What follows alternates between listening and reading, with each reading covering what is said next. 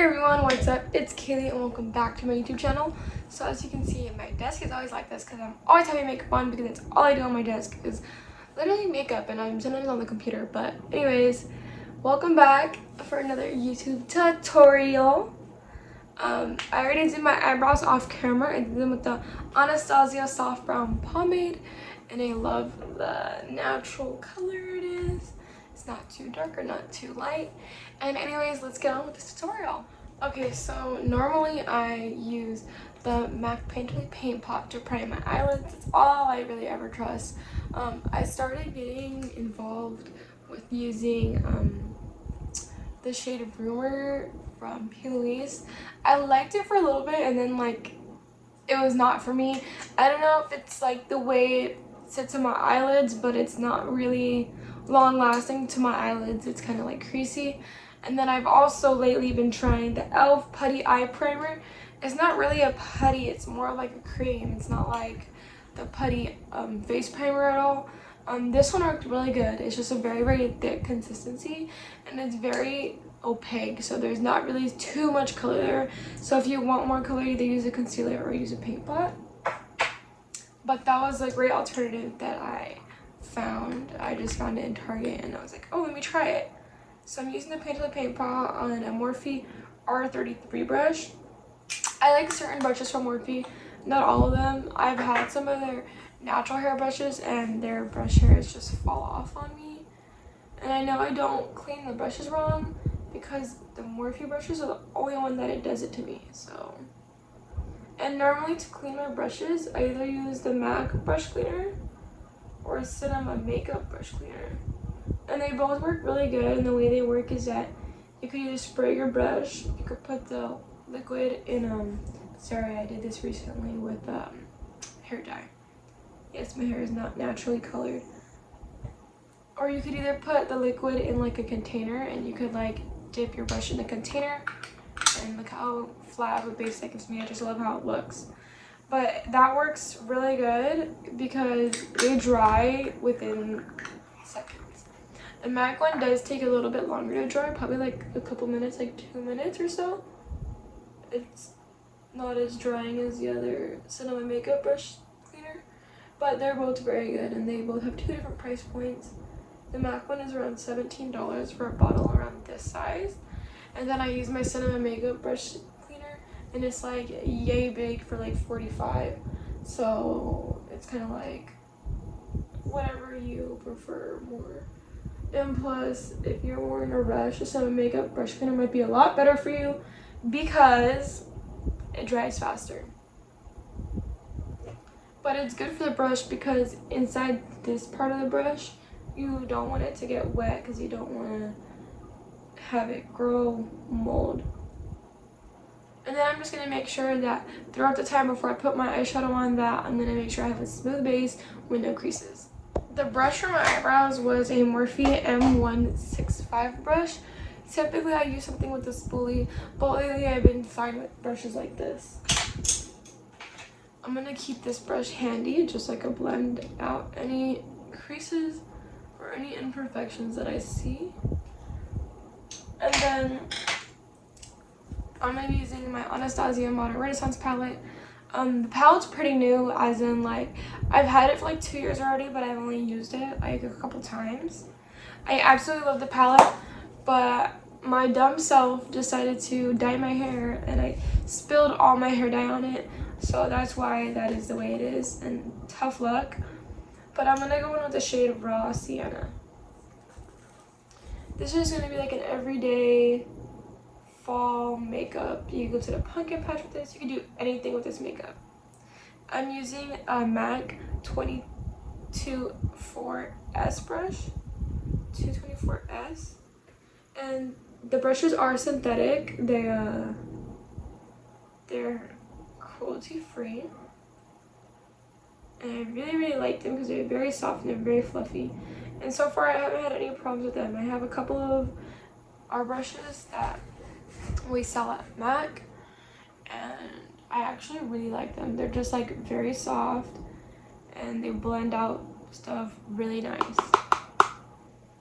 I don't know why I tapped that off. I'm gonna add some more for this side. lately, since I've been going to work, I haven't been putting on like a full coverage foundation, only because where I work we are required to wear masks, and it's almost like I don't want to wear a full face of makeup, but I want to look covered still, but I don't want to wear a full face of makeup if I'm going to ruin it in a mask.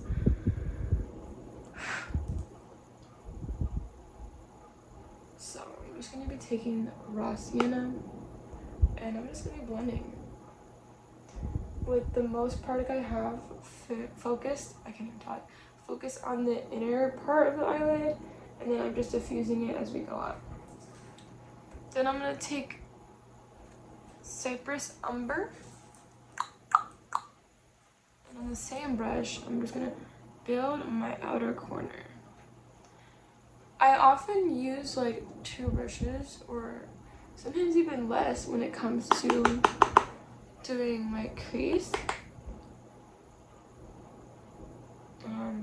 Mainly the second brush I use is for just a detail and focus, or like blend if I have too much of a dark color on the brush. And then I always use a lid brush. So, and this palette does have fallout, and that's pretty normal with Anastasia. So if y'all like Anastasia, I'd love to know.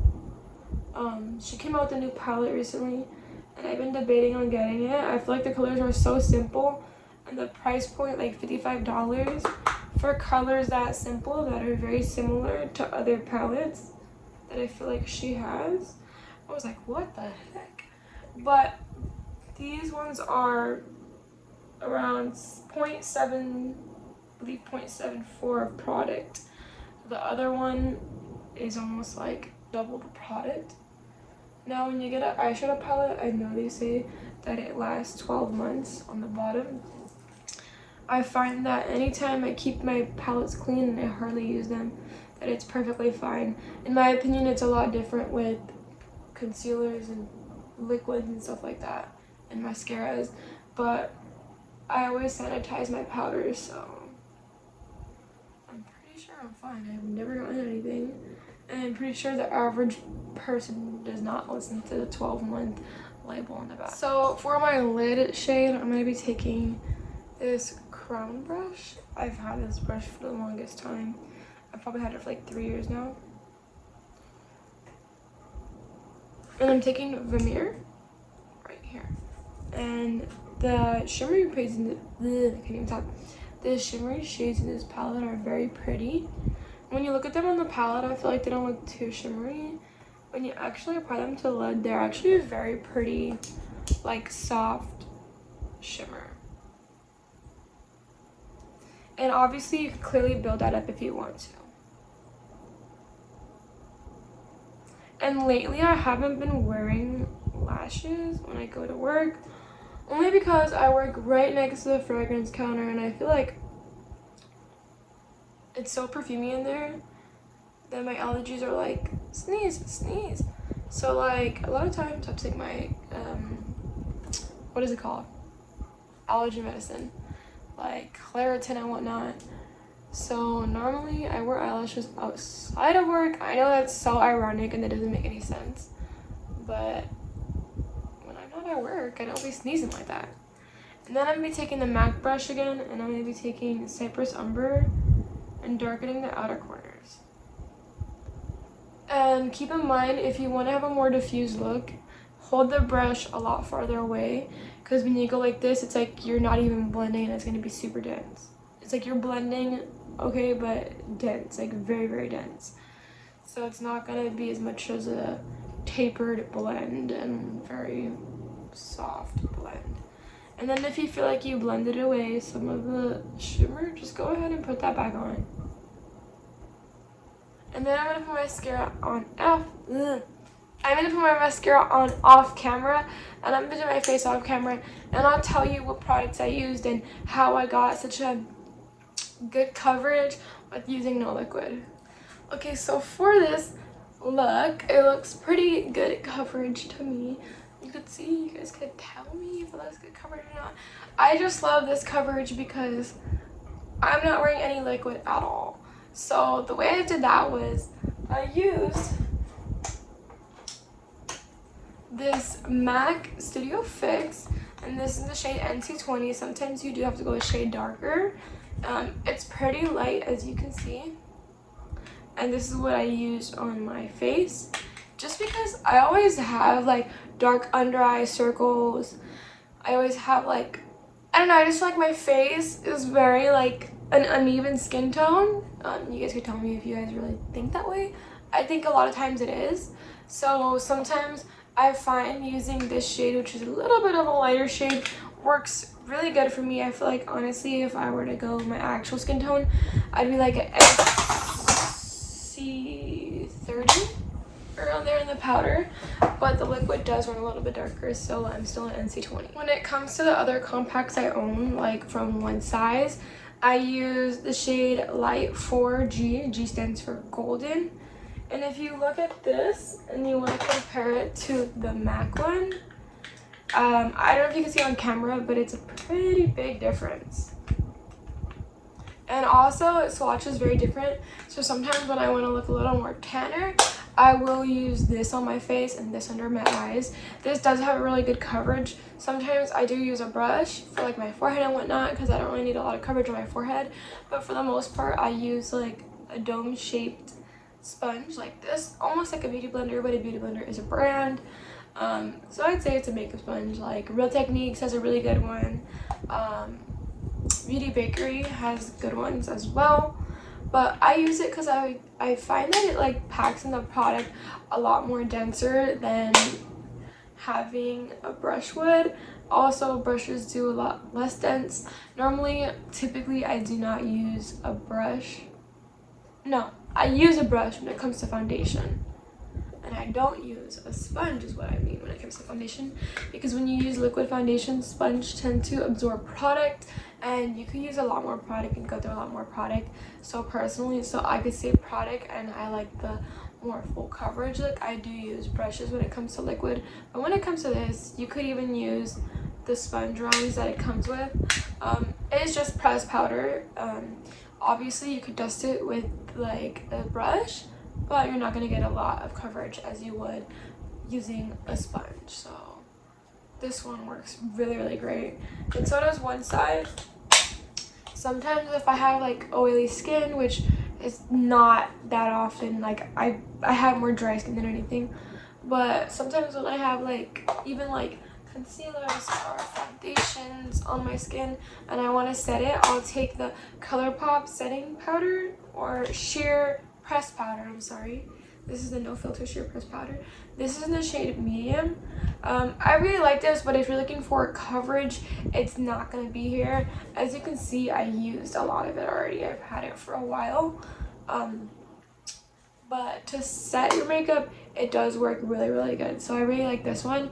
I used to use pressed powders to set my makeup, and then I started using colored powders just like this because I just like more coverage, and I find that both of them set just as good sometimes, depending on the product you use, the primer you use, and how you apply it. So it's always how you apply it and the primer you use.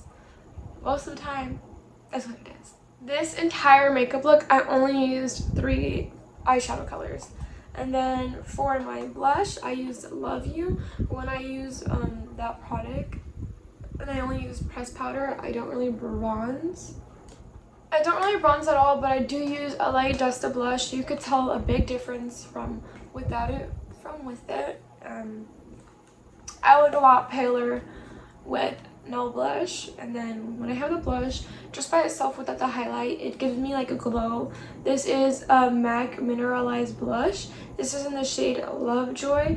It's very pretty. It's almost like a beigey orangey pink. I don't even really know how to describe the color for this, but it's absolutely pretty. The mineralized finish is going to give you a lot more of a natural finish. So if you want something this natural and where it's like there but you can't even notice it's there, where it's like, oh, what do you have on your cheeks, but like you can't see it but you can notice. It's hard to explain. I'm pretty sure if you know makeup, you know what I'm talking about.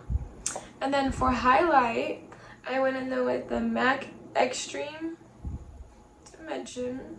or Extra Dimension Skin Finish. This is the shade Double Gleam. This is my favorite highlighter they have, and you can tell I use it a lot. I've had it for a month though, probably a month or two now, and I do use it for like every time I use a highlighter. This one works absolutely perfect.